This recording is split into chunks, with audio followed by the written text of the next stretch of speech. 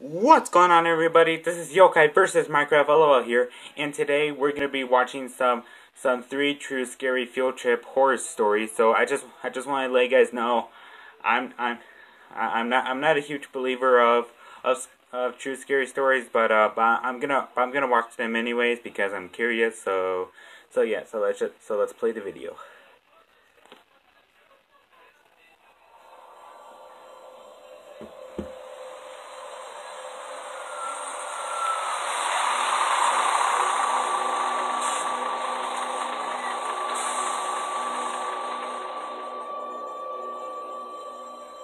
I used to be in the Darien School District in Connecticut during my middle and high school days. It was a wealthier district, and a lot of field trips were offered to the students. I was a member of the chorus, and every year we'd take at least 1 or 2 optional field trips as a class. The year in question, in which I was a sophomore, we took a trip to Woodloch Pines Resort in Pennsylvania. The bus ride there took a few hours. I was with my friend Landon. We were going to be sharing a room. From the moment we got there, we figured it was going to be pretty dead.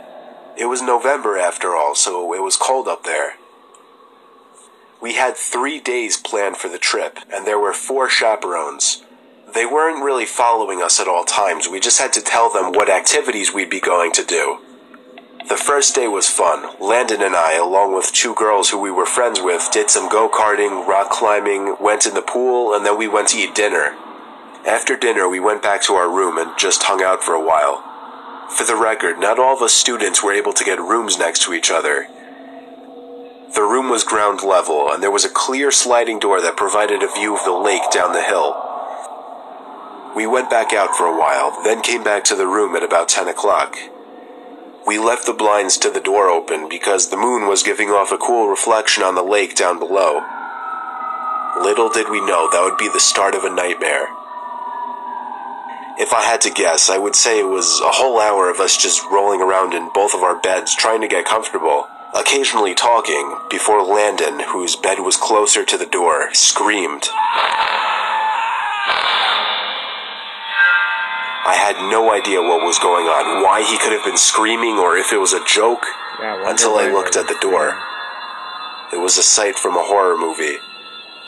There was a really tall, skinny older woman with long grayish hair standing on the other side of the door, with her hands cupped up against the glass next to her face, as if she were trying to better see into the room. The woman then walked away. Landon looked at me, I guess waiting for me to get up so he would have the confidence to get up as well and run outside after her. When we didn't see her anywhere though. The cement trail that ran past each and every room of the building was void of any people. There was nobody on the surrounding grass, nor anyone walking down the hill. We both saw the woman though, so we knew we weren't seeing things. The next day we didn't tell any of the chaperones, but we told the 2 girls who we were friends with. Night came once again after a long day of many activities. We entered the room through the back door and made sure to shut the blinds this time. Landon fell asleep before me. I fell asleep around half an hour after him. I woke up to silence. I couldn't tell if something had woken me up or not. All I knew is that I didn't feel right. I sat up and whispered Landon's name to see if he was awake. He didn't answer, so I turned to the left out of pure instinct and curiosity to look at him. But I couldn't see him. Something was blocking my view of the other bed. I looked up, and towering over my bed was the tall old woman. She took 2 steps back as she said, "Your back door was unlocked," before turning around and walking outside. I was frozen in that bed, except for my shaking. I woke Landon and told him what happened. We locked the back door, shut the blinds once again, and agreed to stay up the rest of the night. It was already 4 in the morning, so we wouldn't be losing much sleep. By 8 o'clock, we went to the dining hall to eat breakfast.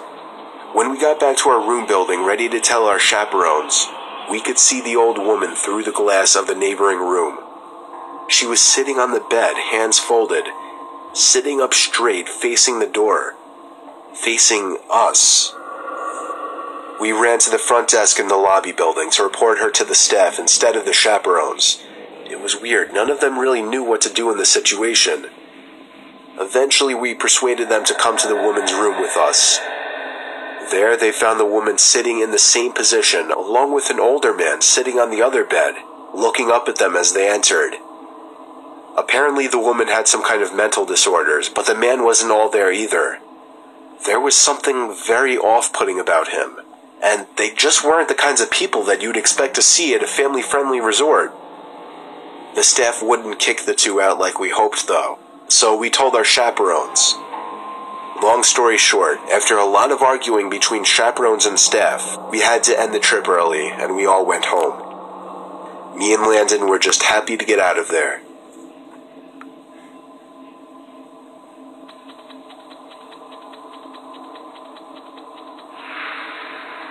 Story 2. When I was in the 4th grade, my class took a field trip to a rural zoo-type place about an hour away from our school. I remember vividly it was a cloudy day with the occasional raindrop or two falling. The zoo was kind of small, but it was kid-friendly. It had a decent amount of habitats, mostly smaller animals though, nothing exotic. There was also a big building as part of the zoo where taxidermied animals were put on display, along with other interesting attractions that I don't really remember. Admittedly, I was kind of off in my elementary and middle school years. I would do weird antisocial things, and my teachers and my mom would pick up on it. For whatever reason, when we were touring the building as a group, I decided to walk into one of the bathrooms without telling any of the teachers. I did my business, washed my hands, and entered back out into the hallway. Nobody was around. I walked down one of the hallways we hadn't crossed yet. I still vividly remember the dim, moody lighting and the scarlet red carpets of the hallways. My 8-year-old imagination was going wild as I witnessed all the stiff, lifeless animals that were once alive behind the glass boxes. I stopped in my tracks when I saw some man, obviously hiding behind a stack of chairs. I think I laughed, thinking the man was joking around. He came around from the chairs and walked over to me, asking where the group went. I said, "I don't know." He grabbed my hand and told me to follow him. I must have thought he was taking me back to the group. He led me to an exit door which led to the back section of the building by a couple of dumpsters, a few benches, and the woods. When we got outside, his tugging became a lot more aggressive, and his grip became tighter around my arm. He was pulling me into the woods. I didn't scream or cry for help, but I remember the feeling I felt in my stomach, like I was so afraid that I could throw up. And then a woman screamed at the top of her lungs. It was one of the teachers on the other side of the fence. The man let go of me and ran into the woods. Moments later, a few of the teachers ran outside the exit door to this side of the fence and pulled me back inside. The teachers all yelled at me, but at the same time comforted and smothered me.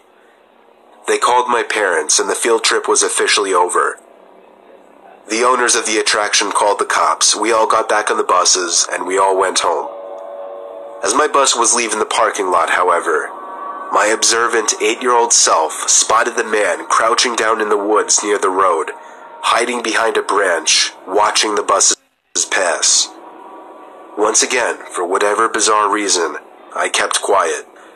I was probably too shy at the time or just too shaken up to say anything. All the other kids looked at me weird the rest of the ride home.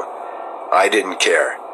But I hope that man never found success in snatching an unsuspecting young child like myself at the time.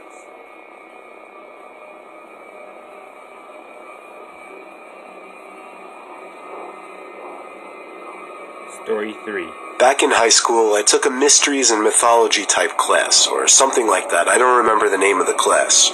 It basically just had to do with real life mysteries and creepy shit. I was into that kind of stuff. I was taking the class with a good friend, who I'll call Ben for this story. The teacher of the class took us on a field trip to a nearby abandoned village with an unknown past. The village was built in the early 1900s, but seems as though it had been quickly abandoned shortly after it was built. The bus ride there was about 20 minutes. All of us were glued to the bus windows as we pulled up some sketchy-looking, decrepit road cutting through dense forest. The road eventually led to a clearing. We were there. We stepped out onto the road, which had grass growing through the cracks. The grass surrounding was almost knee-high. Then there were the buildings. The tall, archaic brick buildings with the boarded-up windows all gave off such chilling vibes. The teacher lined all 20 of us up, counted heads, and then began leading the way. The point of this little field trip was to use the so-called skills we learned in class to see if we could put anything together about why the village may have been abandoned so long ago. Some of the buildings had holes in the walls to serve as entryways. There were even holes in the ground next to some of the buildings, seemingly dug to get into the basements of some of the buildings, which seemed creepy. There was one building, though. It stood taller than any of the others. It just intrigued me the most. While the teacher was leading the group towards the village church, Ben and I decided to sneak off on our own to look for anything interesting. When we walked off in the direction of the tallest building, we saw a hole in the ground. It was dug by the back door of the building, which had been sealed off. In the hole was a ladder which led down to the concrete floor below. We both looked at each other and knew we had to do it. Ben climbed down first, then me. Luckily, this was just around the time Apple started putting flashlights on their phones, so we had a source of light. It was creepy down there. There were a couple of beer bottles, one graffiti tag on the wall, and dusty wooden planks everywhere. There was a wooden stairway which led up to complete darkness, since all windows and doors had been sealed shut from above. We had already gone as far as to enter the building, so we figured we'd go up the stairs too. I went first, and with each step, the creakiness of the 100-year-old wood made me feel as if I was going to fall through each and every step. Ben followed suit. This floor of the building was very tight. It seemed like there were many openings going off into different, smaller rooms. It was so dark in there, you would never even guess it was daytime. Ben and I were honestly starting to get creeped out in there, and agreed to go back outside. But just then, there was a noise in one of the tiny rooms, like a big rock hitting the concrete floor. A normal instinct would be to run, but Ben and I froze, locked eyes for a moment, then both tiptoed over to the opening of the room. We shined the lights into the room, and ran. We ran back down the stairs and then up the rusty ladder back outside. We caught up to the group out of breath. We didn't say anything, though, to avoid getting in trouble. One of our classmates asked us what was wrong. We told him we snuck into one of the buildings, and in one of the rooms, when we shined the light into it, we saw 3 guys standing maybe 10 feet away from the doorway, facing Ben and I in a weird formation, as if they were waiting for us.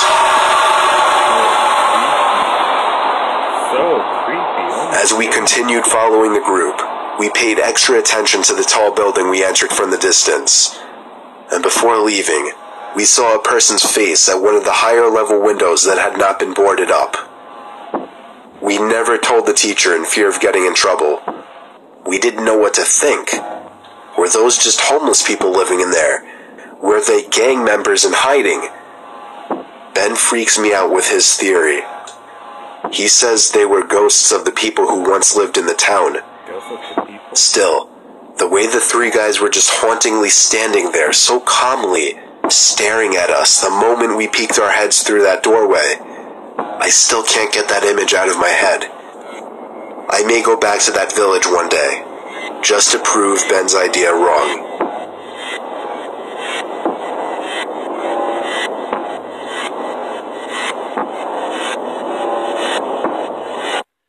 And that's the end, guys. So yeah, I hope you guys enjoyed this video. So I don't know what to say to that. So if you guys want me to watch more of this, I'll leave it in the comments below. If you guys like this video, leave a like, subscribe, and leave a comment leave a comment down below. So as I always say, thanks for watching YouTube, and I'll see you in the next video. Bye bye.